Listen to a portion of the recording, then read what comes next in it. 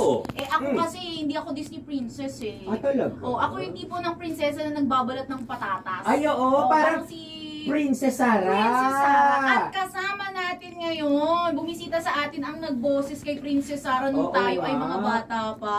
Naku. Ayan, shout out kay Ma'am Vilma Borromeo.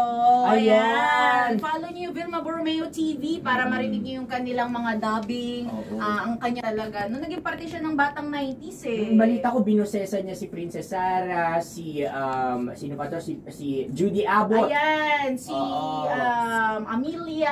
Oo, kulang na lang pati si Ermengarde Lavinia at yung director. At si Lottie. Lottie. Diba? Ayan, shoutout kay Ma'am Vilma at kay Junjun Vlogs. Ayan, at syempre kasama rin natin ngayon talagang pinuntahan tayo ni Sir Rog.